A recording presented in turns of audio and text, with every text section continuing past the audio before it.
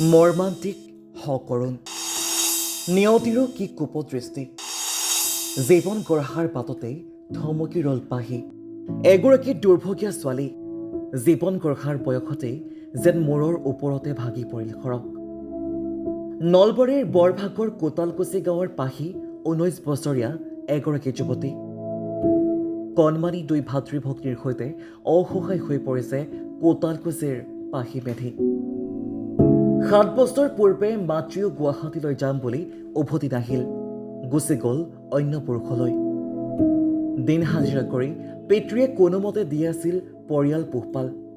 ইঘৰে সিঘৰে কাম কৰি পিতৃ নৰেশ্বৰ মেধিয়ে 4টি সন্তানক কোনোমতে দি আহিছিল ভৰণ পোষণ কিন্তু তাতেও লাগিল কেনা নিয়তিৰো যে কি কুপদৃষ্টি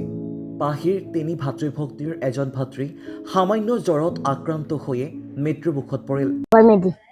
কোন ক্লাছত পঢ়ি আছা? চতুৰ্থ কি হৈছে তোমাৰ দেউতা কি হৈছে দেউতাৰ কি দেউতা আছে নে নাই? দেউতা আছে নে নাই নাই নাই। দেউতা নাই কি হৈছে? ঢুকাইছে কিমান দিন হ'ল? 7 দিন দিন।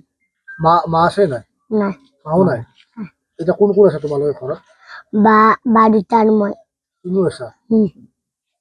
তোমালোকৰ আৰু এটা দাদা আছিল নেকি তোমাৰ ভাইটি আছিল ভাইটি আছিলে তেওঁ ঢুকাইছে কি হৈছিল তেওঁ জ্বৰে আছিল জ্বৰে হৈছিল মানে ভাইটি ঢুকোৱাৰ পিছত দেউতা ঢুকালে তুমি একেলগে ঢুকালে কি কৰিছিল দেউতাই? দেউতা কি কৰিছিল হাজিৰা হাজিৰা কৰিছিল।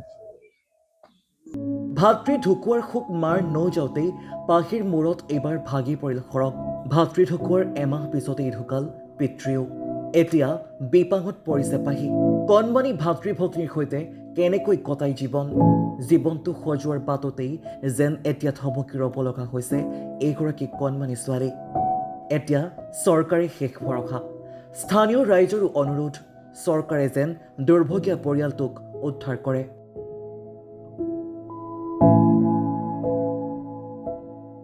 খুবেই দুখ লগা ঘটনা এওঁলোকৰ মানে অলপতেই সৰু বাচ্চা এটাও ঢুকাইছে কিন্তু তাৰ কাৰণে আমাৰ অঞ্চলটোৰ ৰাইজে মানে খুব ভাগি পৰিছে দুখত কিন্তু সেইটোতো শেষ নহওঁতে আৰু এমাহ হোৱাই নাই আৰু দেউতাকে ঢুকালে দেউতাকজন মোৰ খুৰা আছিলে কি কৰিম আমি ধেমালি কৰিছিলোঁ দেউতাকে ঢুকাই গ'ল সেই জেগাতে আমাৰ চুবুৰীৰ মানুহখিনিও ভাগি পৰিছে অঞ্চলো ভাগি পৰিছে কিন্তু এতিয়া তেওঁলোকৰ চলাৰ কাৰণে কোনো উপায় নোহোৱা হৈছে ওচৰ চুবুৰীয়াই সহায় কৰিছে অলপ চলপ কিন্তু সদায়তো চাই থাকিব নোৱাৰে আমাৰ ব্যৱসায়ী মানুহ আৰু মই ব্যৱসায়ী গৈছিলোঁ তেওঁ ঢুকোৱাৰ আগা দিনাই আমি তাত শুনি খুব মৰ্মান্তিক হৈছোঁ আমিও বাচ্চাকেইটা মাকো নাই মাকো নাই দেউতাকটো ঢুকালে মাকটো আগতে গুচি গ'ল এতিয়া বাচ্চাকেইটা চলাই মানে খুব সমস্যা হৈছে দেউতাকটো জ্বৰ উঠি পেলাই মাৰা গেল আৰু মাকটো কিছুদিন আগতো কাৰোবাক গেল পলাই তাৰ পৰাই এহঁতক চোৱা চিতা মানুহ নাই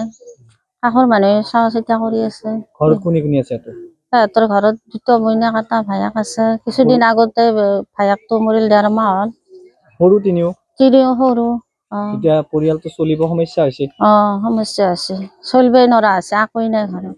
আলয় আথানি হৈছে আলৈ আথানি হৈছে মাকো নাই দেউতাকো নাই ল'ৰা এটা আছিল ল'ৰাটো ঢুকাইছে আজি 1.5 মাহ হ'ল ঢুকাব এতিয়া মাক দেউতাক নাই আৰু 3 বছৰ হৈছে ওচৰ চুবুৰীয়াই কোনোবা কিবা দিলে খাচিয়ে সেই আৰু চলি আছে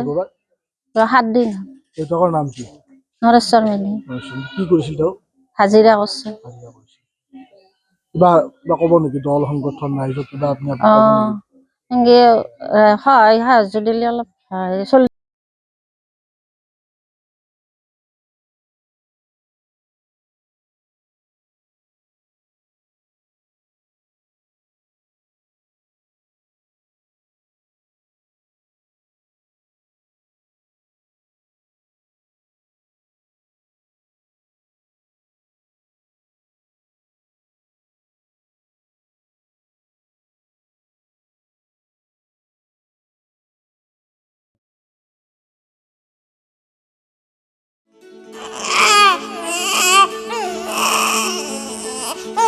অভিনন্দন, আপোনাৰ এজনী ছোৱালী জন্ম হৈছে।